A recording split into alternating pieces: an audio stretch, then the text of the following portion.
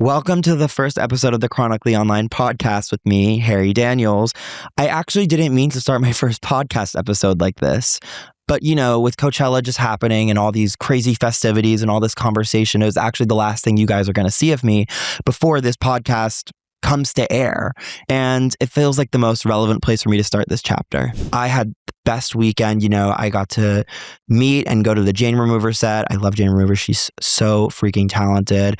I got to go to the Ethel Cain set. I got to go to the Slater set. I got to see them. I got to meet so many of my favorite artists and favorite people, and see so many old friends. I was with Lisa from Blackpink, and I was also with Jennie from Blackpink, and I was with just so many really cool people who I really love and admire. And what was so interesting was with all that content shot, I think I got like 50 videos or something shot that in a 3-day period, which is insane. I typically do that in like a week. On a good week, it's 3 videos. And so what was so funny about it was my favorite video I got the whole weekend was the Jennie video, ironically, just because I've been wanting to shoot with Jennie for such a long time. I really, of course I loved Blackpink, but I was very excited for the solo projects just because, I think it's really interesting to see what everyone can offer artistically on their own. And I think all of those girls, all 4 of them, have such interesting perspectives and a lot to say as artists on their own, as well as in the group. And so anyway, Jennie's album comes out and I'm like, whoa, this is so sick. And a friend had mentioned that she'd maybe wanted to do something with me. And I was like, oh my gosh, that's so cool. And so we reach out to her team and they're like, yeah, we're going to try and schedule it. We're going to figure this out. And so the album release week rolls around. She has a lot to promote. And, it's like, sorry, it's not going to work out this time, but just keep in touch and we'll figure something out eventually. And, throughout the year, a few opportunities keep popping up and then, the video doesn't happen. And I'm disappointed each time because I love Jennie and I really want to do something with her. I think she's super cool. I want to meet her. I'd love to work with her. I really like her. I think she's really cool. And so finally I go to Revolve Fest and one of the people going was Jennie. And I was super excited. I was like, oh my God, it's finally going to happen. And so I have a great relationship with Revolve. I had just done their festival last year and it was really great. I did like 9 or 10 videos there. People really liked them. They really resonated with them. Revolve was happy. I was happy that I got to do it. You guys loved them. It was just a really great win-win positive situation for everyone. So this is a brand I very much enjoy working with and I feel is very aligned with what I do. And so, the last thing I want to do is kind of like step on any toes with them. And so they were like, no, you're good to shoot with Jennie, like just go for it. And I was like, great.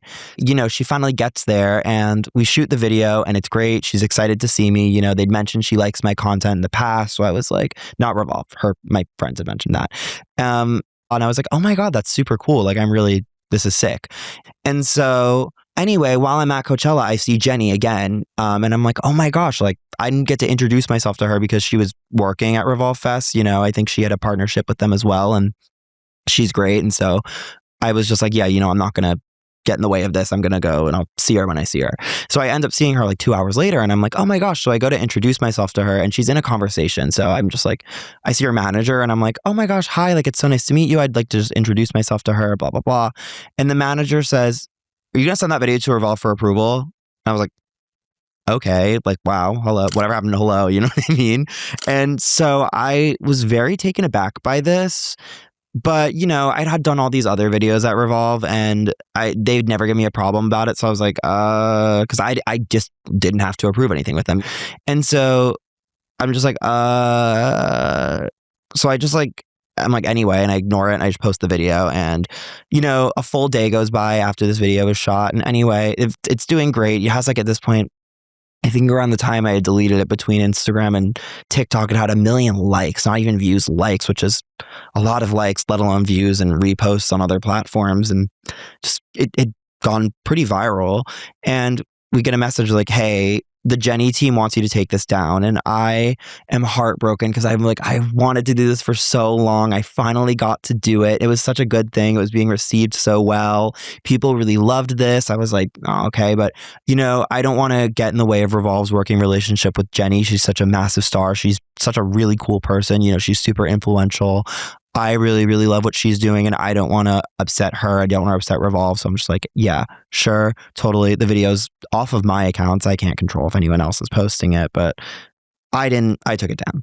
And, I was I was just so sad because it reminded me of so many times where, in my own career, I've had so much control of my own narrative and what I do and what I post. And I think that's been a very major factor as to why I've been able to sustain essentially my bit for so long, because, I've had such control over it and control of what comes out and what I post and how I post it. And in terms of management and having a team, it's really just me and my sister handling everything. And it's really a great thing. Madeline really respects what I do, and she lets me handle things the way I want to handle them. And I really, really, really love that about her.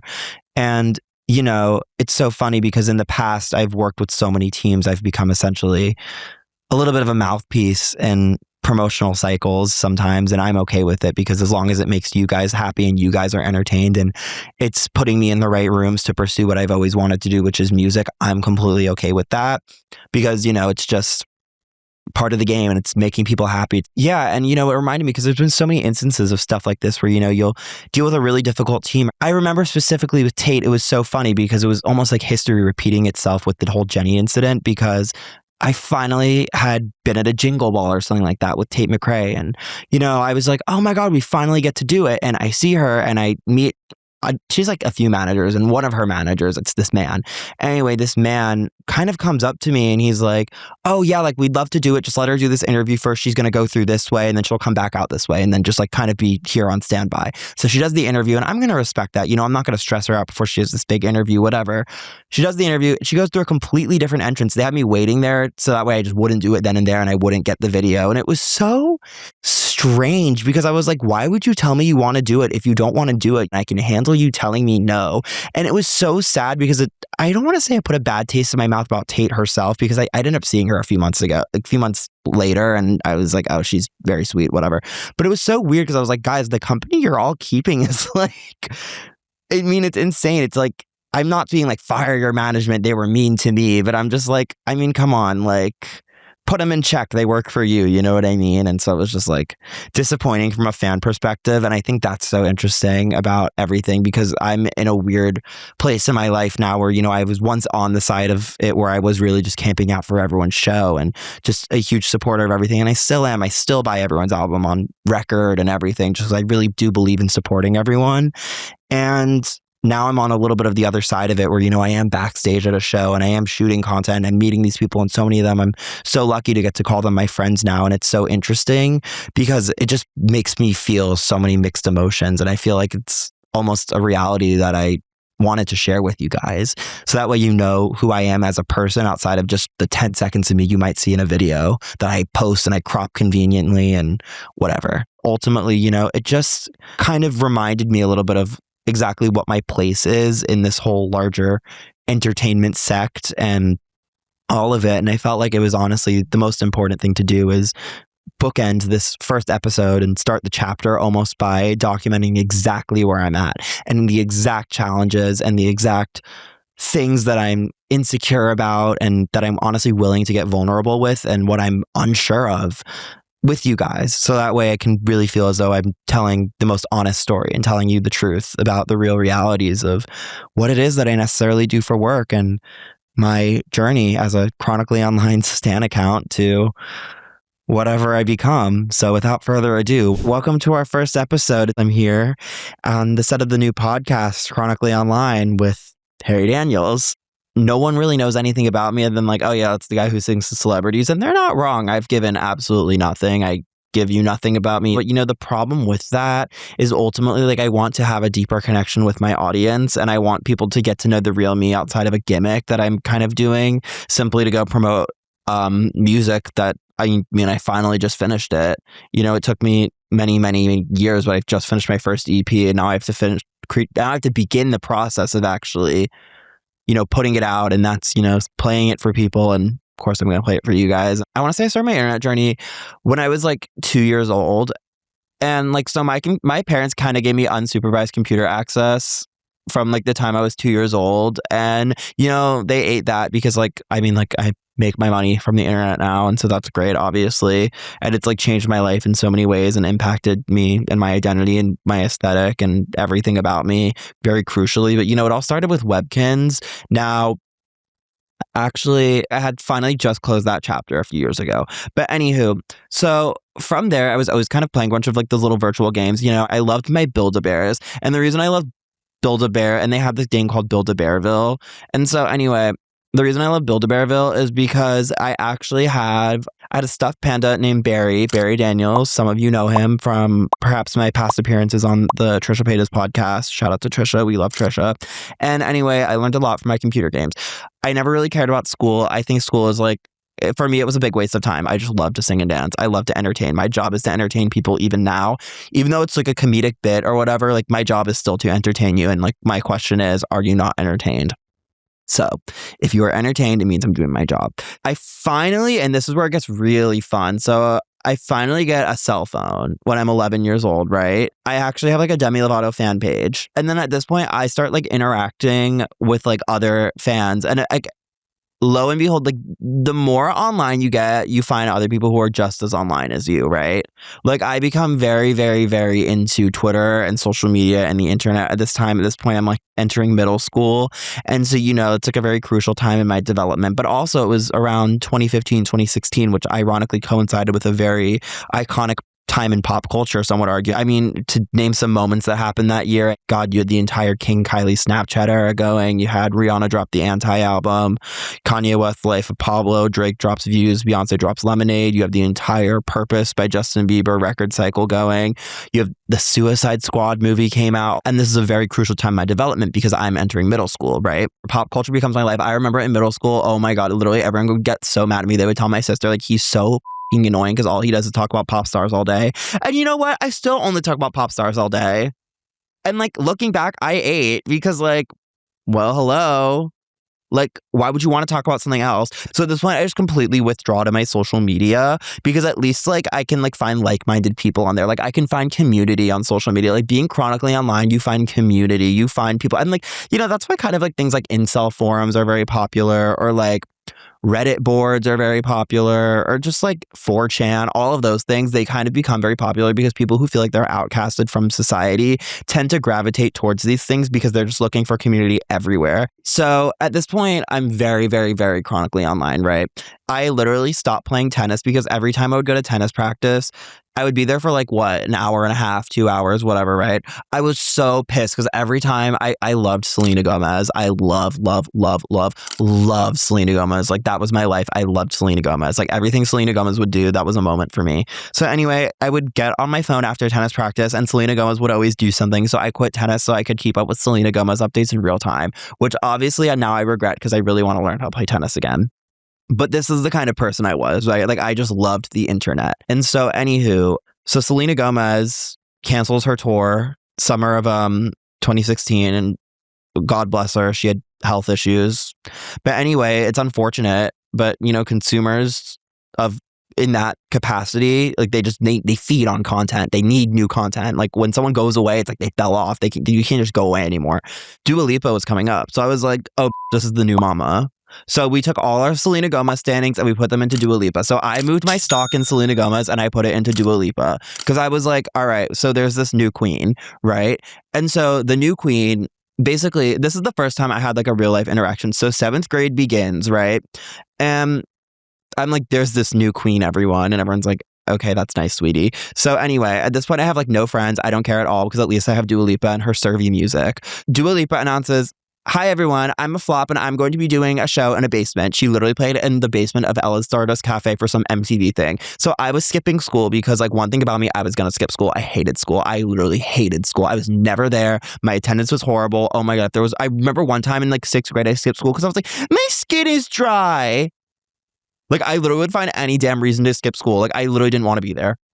So anyway, of course, I was at home on my bed and I see Dua Lipa has tweeted, I am doing a show, RSVP here. So I RSVP and no one knows who this person is. So of course, like no one else RSVP'd to like, all right, you're confirmed, come to the show. So I'm gagging, right? Like I'm literally gagging. I'm like, oh my gosh, I get to see the queen. So I go, she puts on the show. She was very good. After that, Dua Lipa like stands around meeting everyone who went to her show.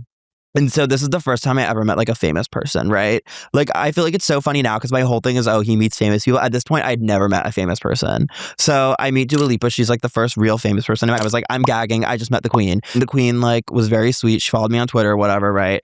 And I was gagging because I was in 7th grade. I had like nothing to live for but Dua Lipa and her amazing music. So anyway, at this point, I'm all about Dua Lipa. So I come into school the next day and I post a video of me meeting Dua Lipa. And I think it's like literally still up on my Instagram. And anyway, tell me why. So the next day, kids come up to me like, who was that? Like, that girl was so sweet. Like, period. That was so cute. I love that. And so I'm gagging. And so at this point, I'm like, oh my gosh, like Dua Lipa is literally my queen. Like, Dua Lipa loves me. Like, well, yes. And so anyway, I just won't stop talking about Dua Lipa. And it gets to the point now where it's like every other sentence, like, how are you? I'm like, good, because Dua's doing this. I'm so excited. I can't wait to see Dua do this. Oh my God, Dua just got announced for a festival. I was obsessed with Dua Lipa.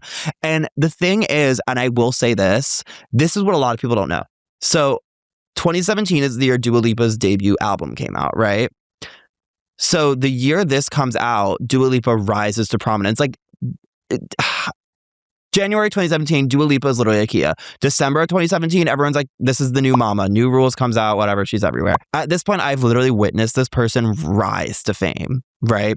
Overnight sensation status. But with that, I saw the way her career was managed. I saw all of that. So I learned so much about the way you should manage a career for a pop star by observing Dua Lipa and the way she did her moves. Now, somewhere along this time, someone named Billie Eilish comes out. Whatever. I like that came and went for me, but then I ended up loving her again later, which we'll get into very briefly, right?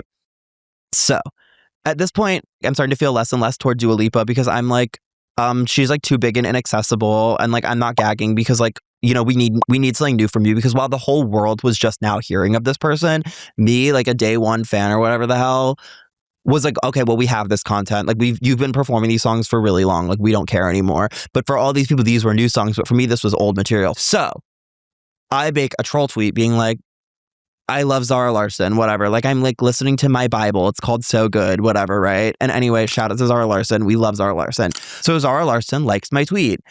And you know what? Like me, I was very parasocial at the time. And I was like, okay, well, Zara Larsson liked my tweet, so like I'm getting Zara's attention. So because Zara Larsson's giving me attention, we're gonna stan Zara Larsson now. Because like I like her album and like at least like, you know, she's accessible.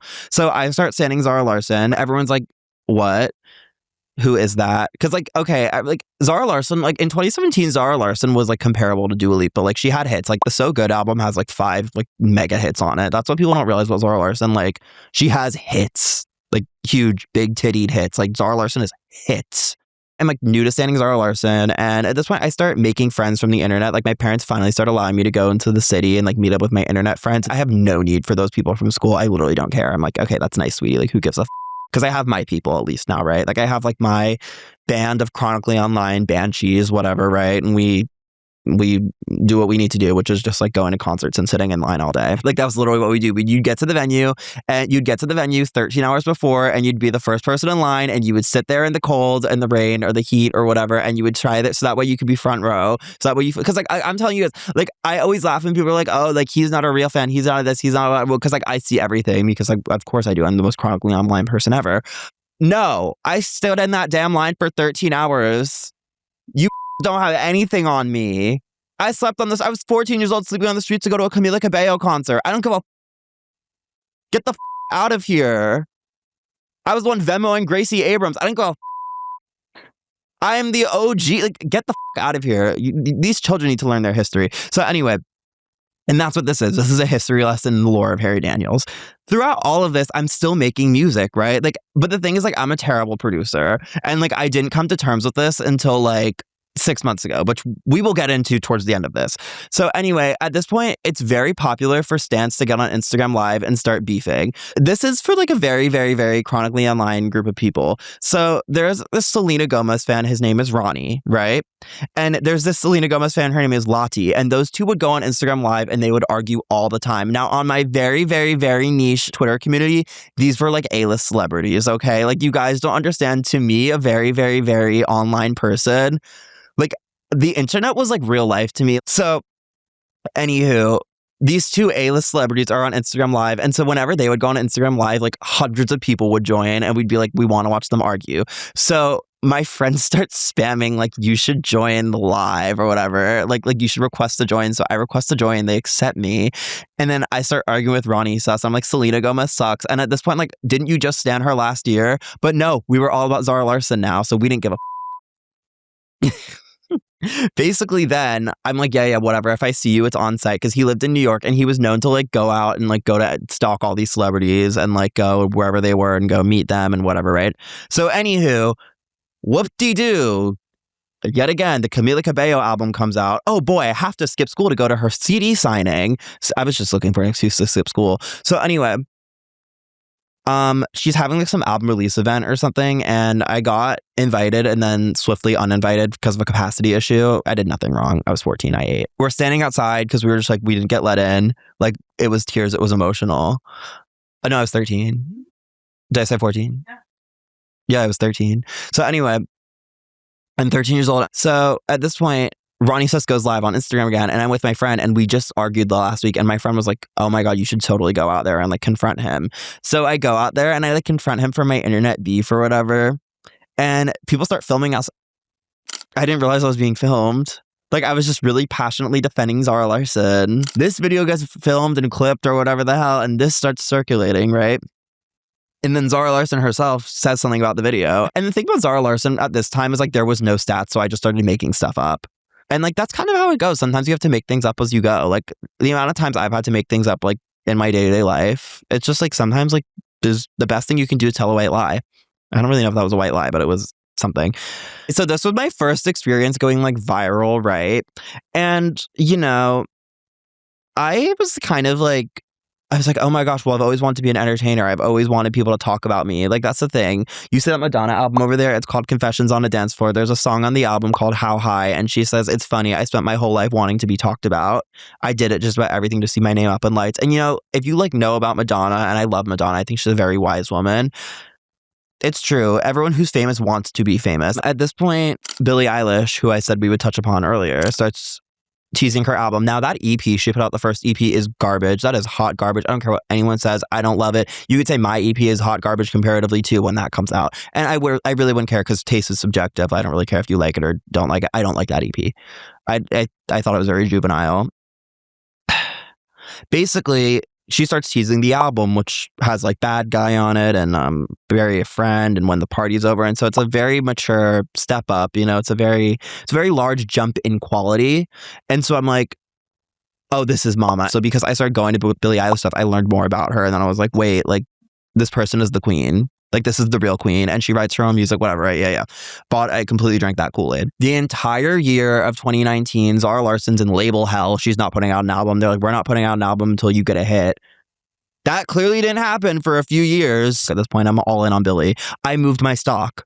Again, I cashed out my Zara Larsson stock and I moved into Billie Eilish. I'm still all in on Dua Lipa. Like, low-key, like, every time Dua Lipa puts out an album, I still buy 5 copies because I'm scared of her flopping.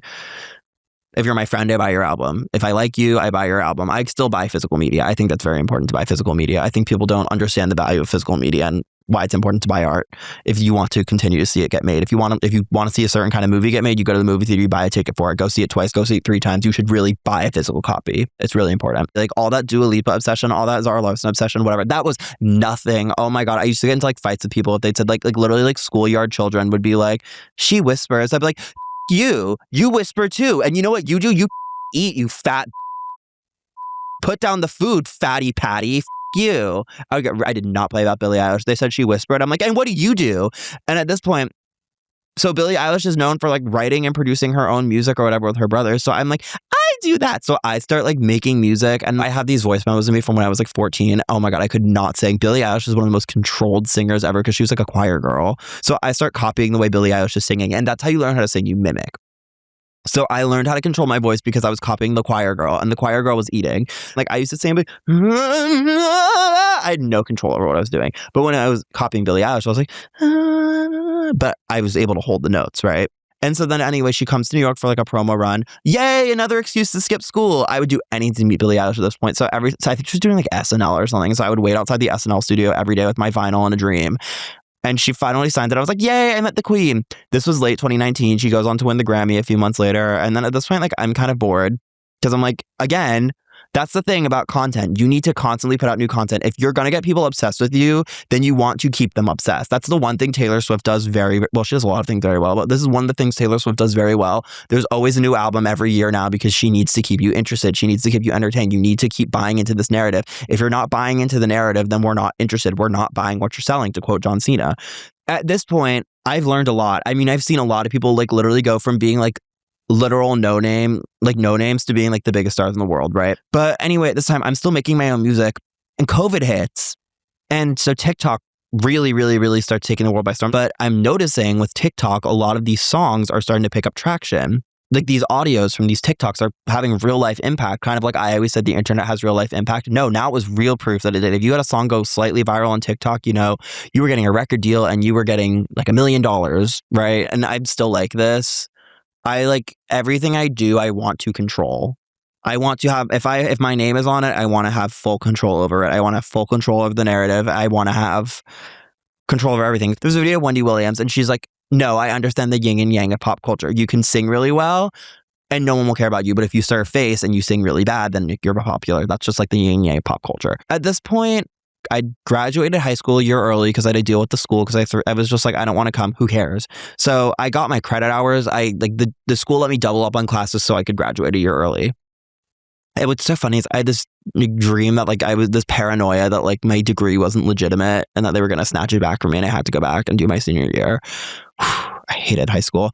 So anyway, yeah, I'm in college and I really want to do music at this point. Like at this point, it's become very clear to me there's no path for me in the corporate world. I literally like was hardly showing up there because like, why would I do that? I literally take my last final and then I listen to Broken Clocks by SZA and she's talking about her dead end job at the strip club. She's like, I'm never going back, never going back. I was like, I'm never going back to like my college. Very different situations, but you know, I felt seen. At this point, I'm like, well, if I'm not going to go back to college, I have to make it. I don't have a choice. So I tell my parents, like, I'm going to take a gap semester so I can focus on making my portfolio so I can apply to other schools and transfer. I was never going to do that, please. I don't know how they fell for that. My friend, Tyler, starts making TikToks and he starts getting traction really fast on the app. If there's one thing about me, I'm very competitive. I did not like that this person was, it's not that I didn't like it, I was happy for him. But I'm like, oh, well, like me and my untapped star power, if he can go big on TikTok, I can go big on TikTok. So I start like spamming TikTok or whatever. I'm like in line for the Sabrina Carpenter CD signing, and Sabrina Carpenter in 2022. This is 2022. She's the most irrelevant person ever. Like people like don't understand how irrelevant Sabrina Carpenter was in 2022. And this isn't a dig at Sabrina Carpenter. She was just like not like no one cared. So anyway, I'm sitting in line. I'm like, and from all those fan events I'd been to many years ago, yeah, I'd met Sabrina Carpenter before, so I'd already said, I'm like, I love you so much. Oh my God. Blah, blah, blah, blah. So I didn't care. I'm standing there in line. I'm like, damn, I got nothing to say to this girl. And I'm like, I should like sing for her. That'd be like really funny, but like really bad and really awkward because like these Billie Eilish fans used to go to the meet and greets because like I would get all this Billie Eilish content back in 2019. They would go to the meet and greets and they would sing and it would be like really earnest. And like, she had to stand there and it was like so funny and awkward. And I was like, okay, what if I did that? But I was like obviously trolling. But like, okay, here's my thing. Since I was so online, I didn't think this was like a revolutionary concept. And I don't know if I would even call it a revolutionary concept now. In my life, it was a cultural reset of my life. Like in the context of the life of Harry Daniels, Can I Sing For You became a cultural reset. So I didn't know I was resetting the culture of my life this day, right? I didn't know I was changing the trajectory of my life by doing this. So anywho, I get in line and I go up to her. I'm like, hi, Sabrina. And she's like, hi. And she's like very sweet. You know, she's like just come off Disney Channel, whatever, right? And she's like, I was like, can I sing for you? It's my dream. And she's like, no, I have to get through line and meet all these people. And I'm like, well, at this point, the camera's rolling. My friend was already filming. So I was like, please, Sabrina, it's my dream. I've been dreaming of this day since you went on Girl Meets World. Please, it's my dream. And she's like, fine, because like I won't let this go. And I suck. And she can tell immediately, like, I'm clearly trolling her. And she's like pissed because she's like, girl, you wasted all that time for what? Like I'm timed here and like you're wasting my time. Get out of my face. And she was like nice enough about it. Like I'm not gonna be like she was mean because like there are actually people who have been mean. Like she wasn't one of them. So I post this video to TikTok and it gets like 200,000 views. And at this point I have like 500 followers. So I was like, oh, I'm viral. Oh my God.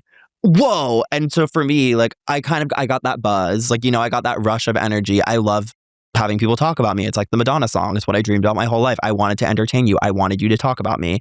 So anyway, it worked out. So Megan Thee Stallion comes to town the next month to do a CD signing. And I'm like, oh, perfect. Let's just do it again. It's literally the video of Meghan Trainor where she's like, oh, the world needs these. All right, let's do 8 of them. That was literally it. More like 800. But anyway, so the Megan one does even better, right? But people start thinking I have like an intellectual disability.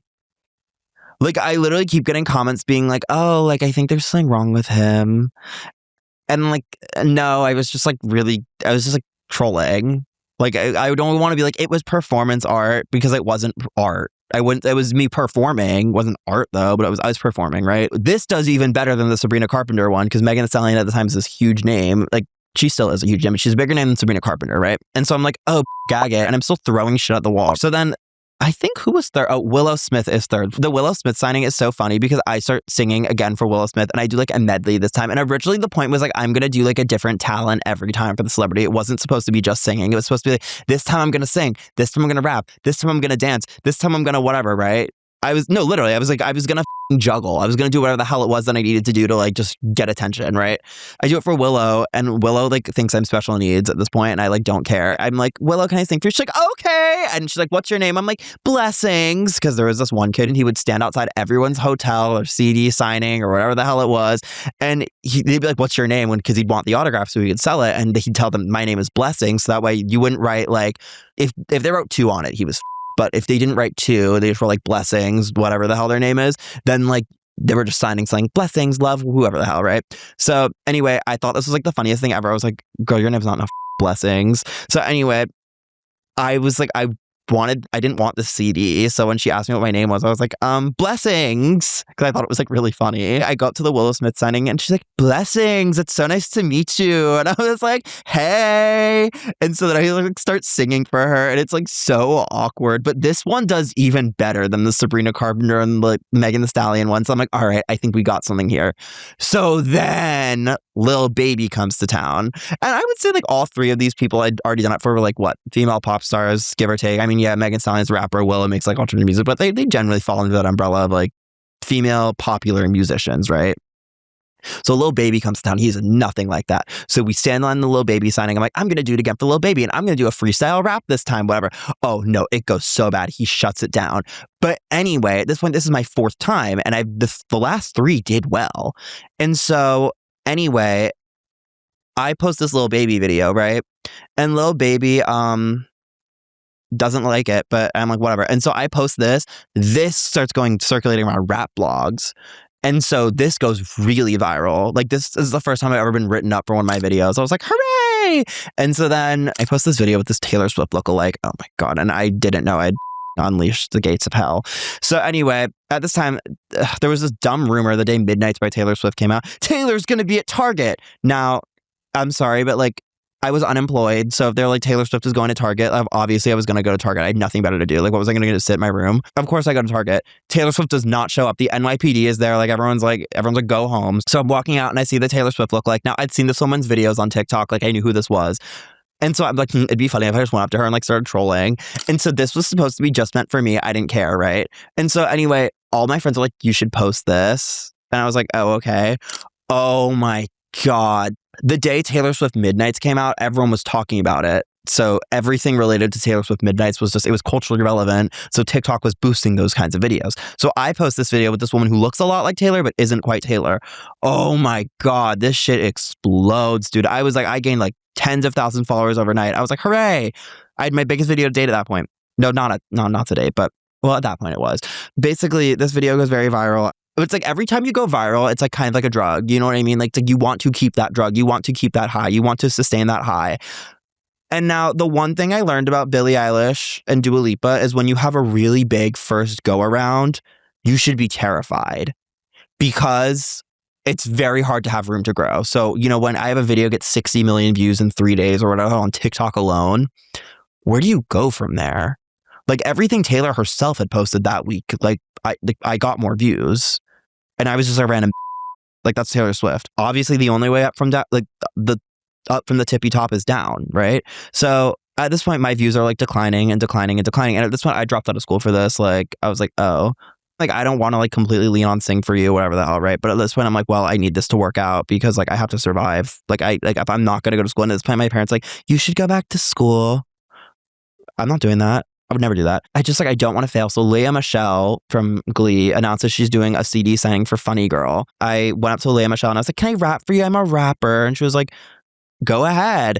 And I start rapping like Bikini Bottom by Ice Spice. And she's like, wow, that was so good. But this is, I posted, it does well. But it's my first video in a while that does well. And that's when I'm like, well, we really needed this because like this, like our ship was sinking and like our ship can't sink. So at this point, anytime someone comes to town to do any sort of press run, I'm like, I'm there, I'm on it, whatever. I don't give a I have to do this. I have to go viral. My whole life depends on this. Like, I have to be famous. I have to be successful. My music depends on this. And that was my real dream. And if I want to be a successful musician, I just have to be in the room. I have to have the numbers. No one's going to take me serious without those damn numbers. Just get the numbers. And this one, I spent the next like year doing this or whatever, right? One time I'm driving and like I wasn't looking for her, I swear. Like I literally to this, like I swear I would not lie. Like I was not looking for her. I'm driving and I see 80 paparazzi outside this Italian restaurant in New York. And I'm like, well, who's in there? And it was the weekend of the VMAs, so everyone was in town.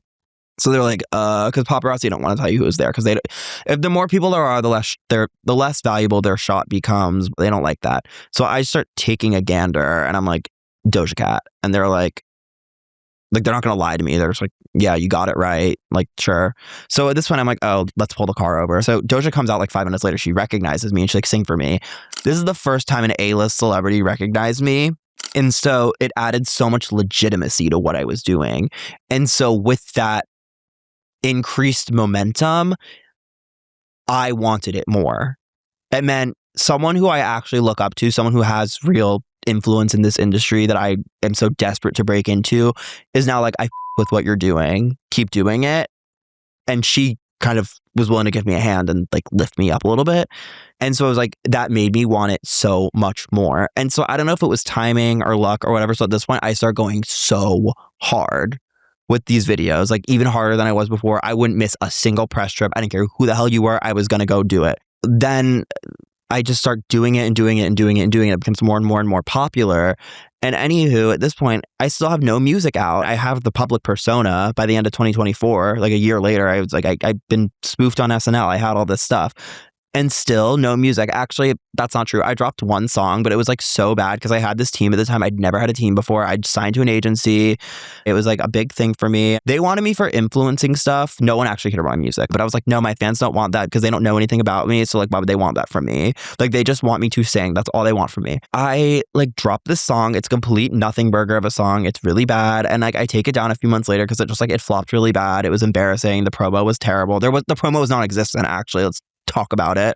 But anyway, there's no promo for this. At this point, I'm like, well, the music's flopping, but I still have to keep myself relevant. Like, you can't just like fall off. Like, no, this ship isn't going down. I don't give a 2025 rolls around and I have like really good publicists at this point. Like, they're crazy fucking publicists. Like, the people who like they represent, it was crazy. Like, I was with the A-list celebrities. I was like, yay.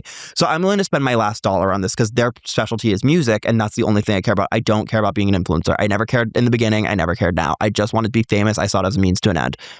Who the cares about being an influencer? I'm sure a lot of people actually care about being an influencer. And it's a lovely, I will say it's a respectable field. Respectable enough. I'm not one of those people. I don't care about being an influencer. I couldn't influence you to go down the damn street and buy a bottle of water. I couldn't influence you to change your shirt. I couldn't influence you to do anything. So anyway, Coachella rolls around. I do like I think I did like 325 million views opening weekend of Coachella, like in that whole weekend. And that's insane views. So I said to my agents at the time, I'm like, you know, don't you think it's a little weird that I pulled all those views and you're telling me not one person reached out and said, we want to do a brand deal with him? Sorry, this isn't working anymore. And I was like, oh, and like, they're like, yep, I'm sorry, we can't do this. And I was like, I didn't want to play the game of being an influencer. I only wanted to be a musician. I'm like, I don't care if you signed me to be an influencer. When I signed, I said, I won't sign with you unless you give me music people as well. So at this point, nothing was dropping. So the music people had nothing to promote. And I didn't want to be an influencer. So there was like nothing there. And I was difficult, honestly, because I didn't want to be your little influencer. I wanted to be a musician. So it was like, well, what the hell do we do now? So at this point, it was just flop city. So everyone's like, girl, come back to us when you have your shit figured out. Because like my manager at this point, and she still is honestly to this day, my sister, it's all Madeline. But for the music, she's not touching the music. Music law and music stuff, it's all complicated. Everyone's neurotic. It's literally the wild, wild west. No one knows what they're talking about. People are morons. Oh my God. People in LA, because that's where like a lot of music industry people is, they think everyone's Beyonce. And it's like, meanwhile, I'm more interested in who the people in Kansas care about. Because at least like if you're famous in Kansas, it's really impressive because like, well, it means you're actually famous. Like it is more impressive to be a celebrity in Kansas than it is to be a celebrity in LA, because in LA everyone's a celebrity, or everyone wants to be a celebrity. Everyone thinks there's some undiscovered star. But if you're famous in Kansas, no, it means you made it. Like my dream is to sell out the Walmart amphitheater in Rogers, Arkansas. That is my dream. Some people dream of selling out Madison Square Garden. Some people, whatever. No, my dream is the Rogers Amphitheater in Arkansas, because that is a hard sell. No, to get 18,000 people, or how many people it sits in Arkansas, rural Arkansas, to come sit there and buy a ticket and go do transport and take time out of their day to go see you for like what, 2 hours tops. That's success. So anyway, sorry about that tangent. At this point, girl, it's Flop City. But the good thing about Flop City is you don't have to pay anyone. So I'm like, only one thing to do. I'm going to go on vacation. And you know where I'm going? Los Angeles. Stupid vacation. At this point, there's still no music, by the way. I'm still producing everything myself, and I'm not a bad producer. I could start a song, I just can't finish it. Like, you know, I will play a version of a song called Pull Up that's on the project. I'll play you the version I made myself, and then I will play you the final version of like what's coming out. I start doing sessions out here, and they're like, well, you should move here if you like want to take music seriously, because like I know my capabilities as a producer. I'm not that great as a producer. I have great taste, but I can't like, and that's one thing I always maintain. I have the best taste of anyone. I mean, look around. Amazing taste. Oh yeah, we're in my apartment right now. So I have all of these on my wall. Not only in, this isn't a set, this is like my apartment. It's like a set we built in my apartment. So anyway, at this point I start like writing songs with other people, taking sessions for the first time in my life. And I'm like, oh, this is a lot more productive than sitting there for like 6 months on a song that you're going to end up scrapping. So you should really move out here. I am just like, screw it. Like I have nothing to lose at this point. Like I'm 21 at this point when I moved out here and to do the music. And, you know, I'm like, it. If I want this, because this is my goal, then I have to go where the music is. I can't be like sitting here, because like I could have continued being an influencer in New York, but like I was living at home. I was like, no, that wasn't for me. I've uprooted my entire life to go do this damn project. So you need to go and do this project. So the same way I channeled like, I need to be the most famous person ever. Congratulations, sweetheart. You have the followers now. Do something with it. Because it's like, you can sing for us, you can entertain us, but like, I wanted to be an artist, and I felt like I had something to say, and I felt like it was like very important for me to like get that out to the world. And so yeah, like now we have the EP coming out in the next few months and starting to roll that out. But I felt like it would be really weird if I just dropped an EP and I was like, hey guys, so I'm the guy who sings to celebrities and I have an EP. Blah, blah, blah. No, I had to give some context on like who I am and like what this means to me, and like my journey is like not just like an artist, but as like a music fan. I've been making music since I was like 13. Not all of it was very good, but I'd been making it. And so for me, I felt like it was very important for me to like sit down and, of course, have the first episode of my Chronically Online podcast talk about how I was chronically online. But I was chronically online learning about what I loved. And with it, I learned so much about the industry, which I applied to my work. And as promised, I will play. So first, I'm going to play an early version of the song Pull Up. I don't want to spoil the track list, but it's on the project. I'll say that.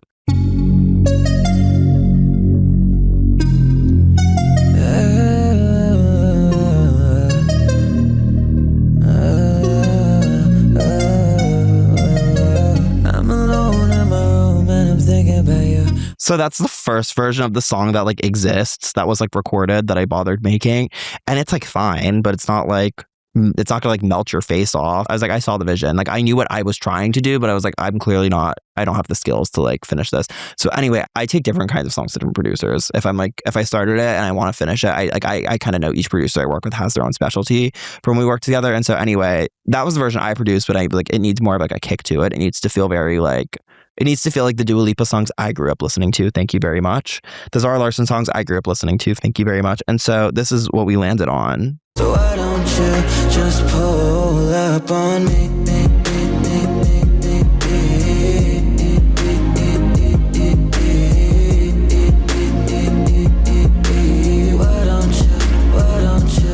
Like, I think that it just sounds like more clean, more polished, like goes harder. Like the vocal performance is better. Basically, he polished it up for me. Like, I don't want to forever be known as, I'm singing to someone, I want it to be you. I don't want it to be, you know, like a random celebrity I run into in a cafe or something. Shout out John Cena.